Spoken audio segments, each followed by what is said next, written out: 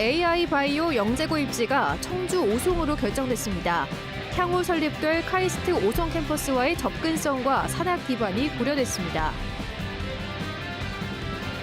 충북의 새 남북축인 영동 오창 고속도로가 민자 방식으로 결정돼 본격 추진됩니다. 2028년쯤 착공해 2033년쯤 개통될 전망입니다. 산림당국의 읍소와 엄포에도 농촌 소각이 멈추지 않습니다. 왜 불을 놓아야 하는지 산불을 낸 농민을 찾아 만나봤습니다. 인구구조의 변화로 화재 대응의 한 축인 의용소방대원 구하기도 전 같지 않습니다. 지자체가 귀한 대접에 나섰습니다. 네, 시청자 여러분 안녕하십니까? 계속해서 MBC 뉴스투데이 충북입니다. 과학 영재를 육성하겠다는 국립 AI 바이오 영재고의 설립지는 결국 청주 오송으로 결정이 됐습니다. 이미 오송에 들어서기로 한 카이스트 캠퍼스와 연계하겠다는 것이 선정의 주 요인이 됐습니다. 김대훈 기자가 보도합니다. 오는 2027년 3월 개교가 목표인 AI 바이오 영재고가 청주 오송에 들어서게 됐습니다. 충북 혁신도시와 보은군, 충주시 등이 치열한 유치전을 벌였지만 가장 결정적인 요건은 입지였습니다. 카이스트가 운영하는 국립학교라 오송 국가산단에 들어설 카이스트 캠퍼스와 가장 가까운 오송으로 정했습니다. 시군 공모 없이 충청북도와 교육청이 카이스트 의견을 들어 결정했습니다. 오송에 바이오 메디컬 캠퍼스가 들어오면 400명 정도 상주할 예정인데요. 그 교수님들의 인력풀을 활용하고 또 카이스트의 우수한 실습 장비를 활용할 수 있다는 게 최대의 강점입니다. 애초 AI 영재고는 충청북도와 교육청이 공립 형태 학교로 지으려고 했는데 정부가 지난달 광주와 함께 충북에 국립 영재고 설립을 승인하고 예산까지 반영하면서 급물살을 탔습니다. 일단 부지는 정했지만 과제가 많습니다. 유치전에서 떨어진 시군의 반발이 예상되고 국내에서는 첫 시도인 AI 바이오 영재고를 어떤 모델로 만들어갈지도 걱정입니다. 또 오송 국가산단을 만들기 위한 농지 전용 문제도 아직 풀리지 않았고 의대인 카이스트 오송 캠퍼스를 만들려면 의료계 반발도 넘어서야 합니다. MBC 뉴스 김대웅입니다. 국토교통부가 1년 넘게 끌어온 충북의 남북측 새 고속도로 건설 방식이 민자로 잠정 결정됐습니다. 명칭도 진천 영동에서 영동 오창으로 바뀌었는데요. 방식 확정까지는 아직 남은 관문이 많아서 실제 착공에는 5년 정도 더 걸릴 전망입니다. 정재영 기자의 보도입니다. 정부 돈으로 짓는 재정 방식과 비용 일부만 보조하는 민자 사이에서 고민하던 국토교통부는 민자를 선택했습니다. 안전상의 이유로 요구한 나들목 3곳과 2개 분기점의 설계 변경, 이에 따른 공사비 600억 원 증가를 포스코가 받아들인 데 따른 것입니다. 명칭은 기존 진천 영동 대신 청주 공항과의 연결을 강조하는 의미로 영동 오창 고속도로로 변경했습니다. 총 사업비는 1조 6천여억 원 규모로 이 중 정부가 토지 보상비 약 5천억 원과 민자의 30%인 3,300억 원을 보조하는 방식. 포스코는 40년 동안 통행료 수익으로 들인 비용을 충당하는데 재정도로 대비 1.1배 책정을 약속했습니다. 새 고속도로는 충북도 내 중부선과 경부선을 직선에 가깝게 연결해 대전으로 크게 돌아가는 지금보다 거리는 약 24km, 시간도 21분 단축시킬 수 있습니다. 여기에 기존 옥산 오창 고속도로까지 6.4km의 지선을 따로 연결해 청주 공항 나들목도 만들 계획입니다.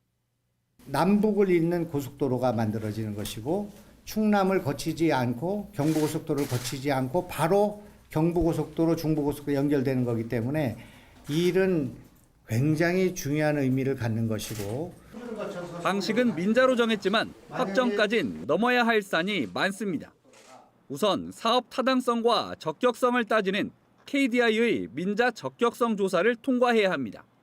비용 편익 분석과 균형 발전 등의 요소를 따져 타당성이 인정돼야 정부 지출의 효율을 따지는 적격성 조사를 받을 수 있는데 여기에만 보통 9달이 소요됩니다. 적격 판단을 받은 뒤에도 국토부 환경영향평가와 민간투자사업 심의위, 입찰 경쟁 등을 줄줄이 거쳐야 합니다. 이제 환경에 얼마나 영향을 미치는지 이런 거에 대한 평가를 마치고 주민들 의견도 수렴한 후에 저희가 3자 공고를 하게 될 예정이고요. 거기서 우선 협상 대상자가 지정이 되고 실시 협약을 거쳐서 이렇게 착공 전 행정 절차를 끝내는 데만 보통 5년을 잡습니다. 실제 공사는 2028년쯤 시작해 개통은 앞으로 10년 뒤쯤 가능할 거란 전망이 나옵니다. MBC 뉴스 정지영입니다. 충청권 4개 시도가 공동 개최하는 2027 하계 세계대학 경기대회의 조직위원회 사무실을 세종시에 두는 것으로 4개 시도가 합의했습니다. 충청북도는 오송에 조직위 사무실을 두기 위해 세종시와 막판까지 경쟁했지만 성공적인 대회 개최를 위해 대승적인 차원에서 양보했다고 밝혔습니다. 조직위원회는 오늘 오후 세종 컨벤션 센터에서 창립 총회를 열고 본격적인 활동을 시작하게 됩니다. 김영환 지사의 친일파 발언 논란이 충주시의회 파행으로 이어졌습니다.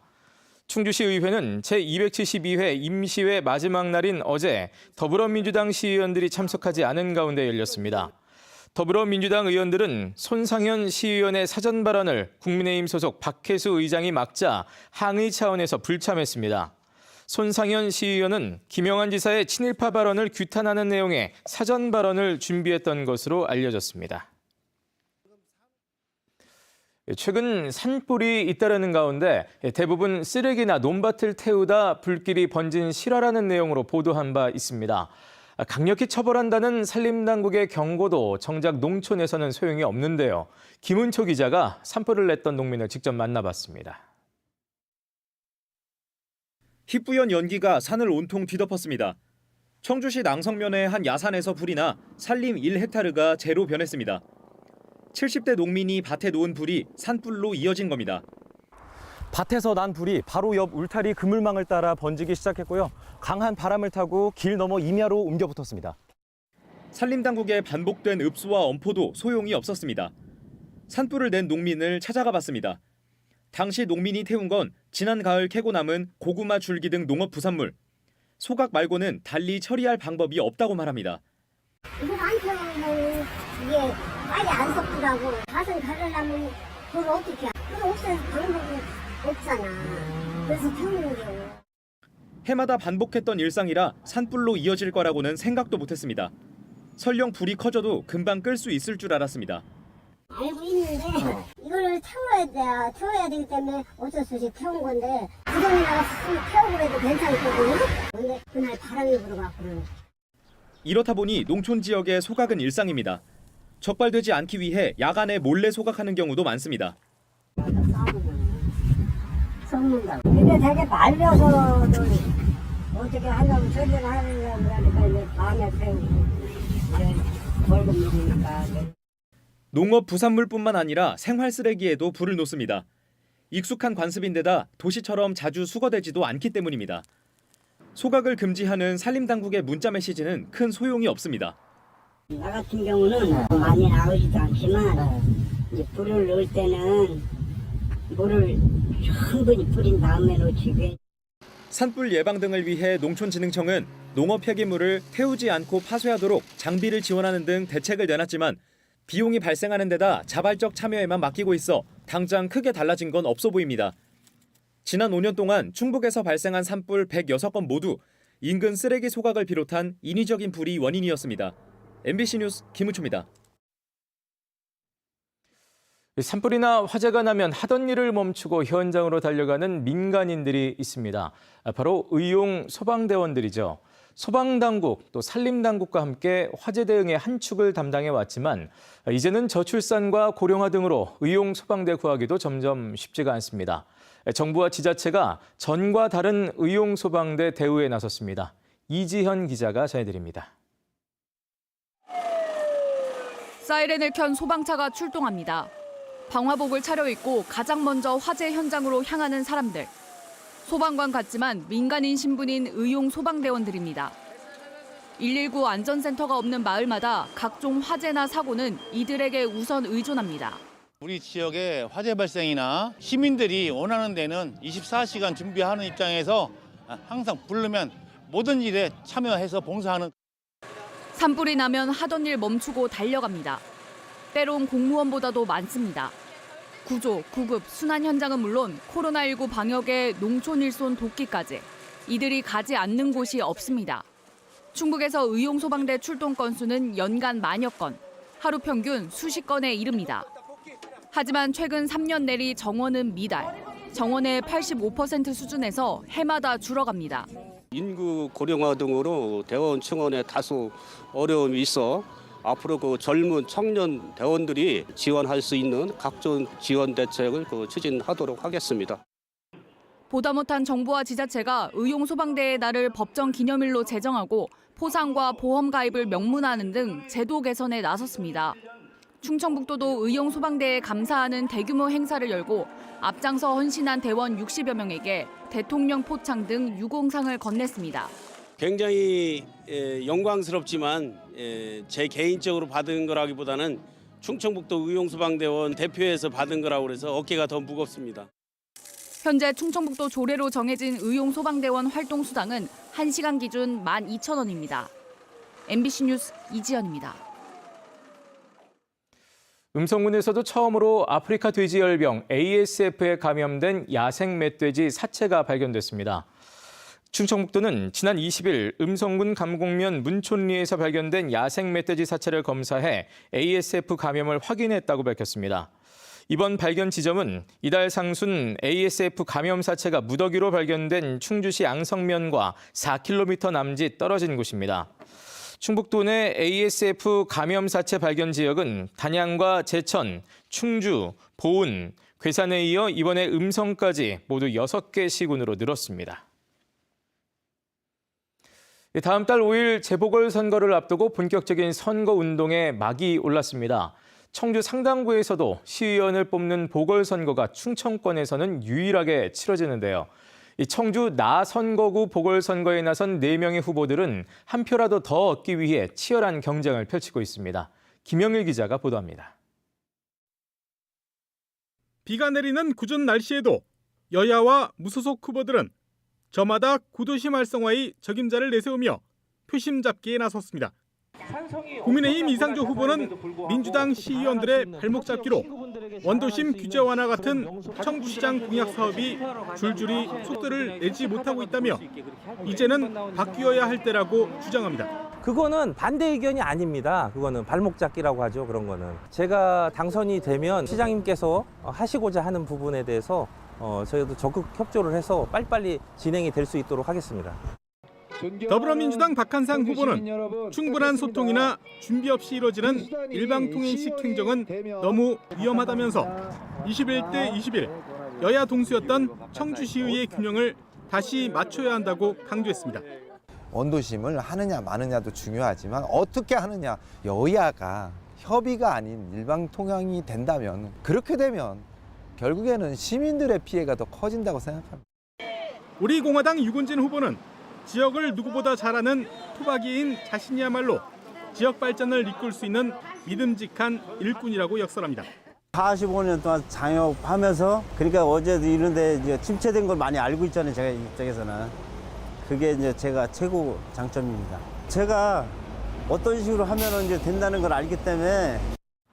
민주당을 탈당한 무소속 정우철 후보는 재선 시의원의 경험을 살려 지역 민심에 귀를 기울이겠다며 표밭을 누비고 있습니다. 이 지역에서 8년 동안 의정 활동을 열심히 했습니다. 그렇기 때문에 다른 어느 후보보다 이 동네를 잘 알고 꼭 당선이 돼서 다시 동네 분들을 위한 동네 일꾼이 되겠습니다. 내년 총선을 앞두고 충북 정치 1번지인 청주시 상당구에서 치러지는 청주시의원 보궐선거. 유권자들의 선택을 받기 위한 13일간의 공식 선거운동이 본격적으로 시작됐습니다. MBC 뉴스 김영일입니다. 중국에서 마약을 몰래 들여와 SNS로 유통시킨 일당이 붙잡혔습니다. 청주 상당경찰서는 그제 오후 경기도 시흥시의 한 거리에서 40대와 10대 조선족 마약 판매책 3명을 긴급 체포하고 필로폰 56g과 대마 1.7g도 압수했습니다. 앞서 경찰은 지난해 말 청주에서 이들에게 필로폰을 구입해 투약한 4명을 검거하고 추적 수사를 벌여왔습니다. 간호조무사에게 마약성 수면제를 먹인 뒤 강제추행하고 불법 촬영한 병원 행정원장에게 징역형이 선고됐습니다. 청주지법 충주지원 제1형사부 이형걸 부장판사는 지난해 1월 자신이 행정병원으로 행정원장으로 일하는 병원에서 간호조무사 2명에게 졸피뎀을 먹인 뒤 성추행한 혐의 등으로 기소된 40대에게 징역 3년을 선고하고 법정 구속했습니다. 재판부는 치밀하게 범행을 계획했으며 수법도 불량하다고 판시했습니다.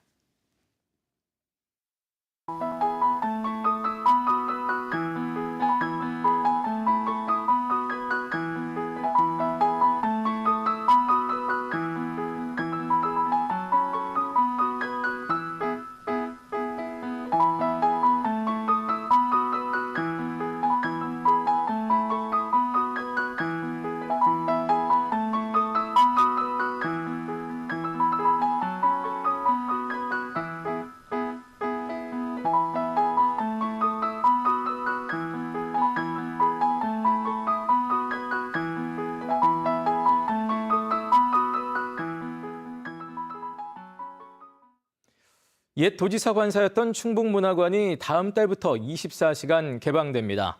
충청북도는 충북문화관 담장과 철문, 철조망을 철거해 다음 달 초부터 야외 공간을 24시간 개방하겠다고 밝혔습니다. 또 문화관 내 등록 문화재인 문화의 집에 외부 경관 조명 등을 설치하고 야외 정원도 정비해 도심 속 공원으로 만들 예정입니다. 충청북도는 이 밖에 충북문화관에서 우암산과 상당산성으로 이어지는 산책로도 정비할 예정입니다. 청주의 대표적인 도심 하천인 무심천이 다양한 즐길거리가 있는 놀이하천으로 거듭납니다. 이범석 청주시장은 기자간담회를 열고 벚꽃철을 맞아 오는 31일부터 다음 달 2일까지 제1운천교 일원에서 푸드트럭 축제를 열고 청남교와 모충교 일원에는 3억 5천만 원을 들여 경관 조명 등을 설치한다고 밝혔습니다. 또 무심천 일대 6개 구간에 꽃길과 정원, 산책로 바닥 조명 시설을 설치하고 농업기술센터 근처 무심천에는 6만 1,000제곱미터 규모의 유채꽃밭도 조성하겠다고 덧붙였습니다. 옥천군이 처음으로 마련한 제1회 향수옥천 유채꽃 축제가 다음 달 15일부터 한 달 동안 동이면 금강일원에서 열립니다. 옥천군은 향수옥천 유채꽃단지 8.3헥타르에 유채종자 1,000kg을 뿌렸고 데크와 전망대, 포토존 등 편의시설을 마련해 관람객 맞을 채비를 하고 있습니다. 옥천군은 올해 처음 개최하는 유채꽃 축제가 금강일원의 새로운 관광 명소를 알리는 계기가 될 것으로 기대하고 있습니다. 스포츠 마케팅을 통해 지역 경제 활성화를 꾀하고 있는 보은군에서 전국 체육대회가 잇따라 열립니다. 우선 전국 우슈인 500여 명이 모이는 회장배 선수권대회 겸 국가대표 선발전이 오늘부터 나흘 동안 보은 국민체육센터에서 열리고 결초보은 전국 유소년 야구대회도 내일부터 보은 스포츠파크 일원에서 열려 39개 팀 500여 명의 선수들이 기량을 겨룹니다. 네, 뉴스를 마치겠습니다. 고맙습니다.